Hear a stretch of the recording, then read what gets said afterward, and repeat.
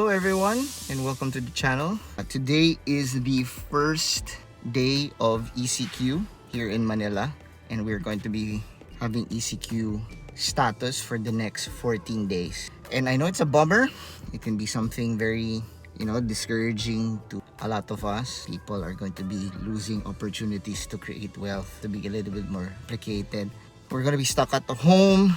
We're going to be worrying a lot, thinking, comprehending why is this happening, questions like that, so on and so forth. There's a lot of things that can happen during this time, and it can affect us in many ways. It can affect us in different levels. When I found out about Manila going into ECQ for the next 14 days, of course, medyo nag-worry tayo. Of course, medyo nag-iisip tayo, what's going to happen? How are we going to do this? How are we going to do that? A lot of negative things come into your mind, and it also affects your mental health. It also affects how you think, perception, and there's a lot of things. You know what I'm talking about. However, I am the kind of person who does his very best to look at the bright side, who look at what could be the positive thing or a best output that we can come to, even in the midst of a negative situation, even in the midst of a challenging situation. So I decided that in the next 14 days during this ECQ, I will be doing things that will be helping me in my physical health, helping me in my mental health, helping me in my emotional health, in my creative health, bago yun, and most importantly, my spirit. And this is the first step. I'm doing a vlog, and as you can see, I'm inside our car. I can't do vlogging outside without wearing a mask, but I'm doing it right now because I want to take a first concrete step. I will be vlogging every day. In a way, it's actually very therapeutic, like what we do on Facebook, diba? Diba ginagawa natin sa Facebook minsan, we go and type our feelings, we go and vent out on Facebook, and it could be a good thing, it can be a bad thing most of the time, or sometimes it's quite bad because we don't think before we type or post. However, vlogging can also be something like that, and instead of ranting, instead of saying things against whatever, I would rather use this time and this opportunity to do something positive, do something very constructive. So I'll be vlogging every day. So that means there's also editing every day.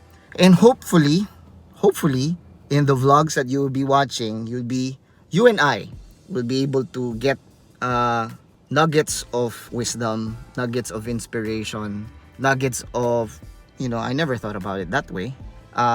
Personally, at the same time, this is a way for me to be creatively healthy because I get to, edit and put some spin on my editing and improve on editing, not to mention promote consistency as well. So I don't know who's watching today, I don't know how you stumbled upon my video today, but I'd like to invite you also. I'd like to invite you to be part of this challenge. Oh, how you stumbled upon my video today, but I'd like to invite you also. I'd like to invite you to be part of this challenge. Why don't you make your own ECQ challenge? Why don't you make a challenge for yourself? Start setting goals. Start, putting something I want to learn this week or this next 14 days. I want to do this, I want to do that. List them all down. And then, one by one, day by day, see if that's something that you can do. First step, don't be so hard on yourself, Just go and do it, Go and try it. If you kind of fail the first time, it's fine. Nobody becomes a pro in the first step, in the first time that they do it. It is a good way also for us to use the time that is been given to us. Yes, we may be locked up in our rooms, locked up in our homes. Being in our homes is not a negative thing if you do something that is beneficial for you, if you do something that's very productive. So here's what we can do together, So come up with whatever, a list of five things you want to learn, 5 things you want to do, 5 things you want to accomplish, 5 things you want to get to before pero never had the time. list them down, and maybe you can share it to me. You can share it here in the comment section.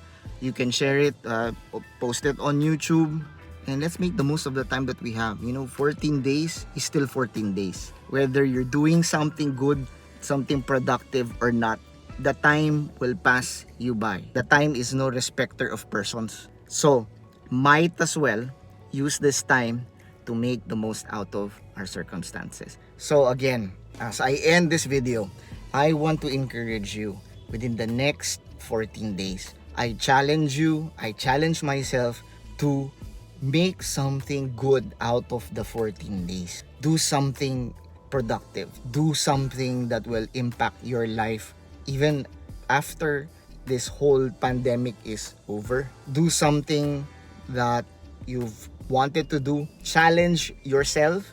Maybe learn something new. Maybe learn a new hobby. Maybe learn a new talent. Maybe learn something that you think will benefit you in the long run. Whatever it is, physical, mental, emotional, spiritual, creative wise, whatever it is, make the most out of these next 14 days. So again, thank you so much for joining me today. And also, thank you for joining me in this journey. And the fact that this is already out on YouTube and on Facebook and all the video sources out there, that means I have a commitment for the next 14 days. So if you have something to share, maybe there's a goal, I'd like to encourage you, please put it down on the comment section. If there are goals you want to share, the things that you hope to accomplish in the next 14 days. Something physical, maybe you want to go back to exercising. Is it something emotional, spiritual, mental, psychological, or creative, skill-wise, whatever it may be? I'd like to encourage you to share downstairs, sa basement, in the comment section. So thank you for joining me as we journey within the next 14 days. And I hope everything is so much better after the 14 days. Let's journey together. So this is Rodney Garcia. Thank you so much for watching. And I hope to see you soon. God bless you, and stay home and stay safe.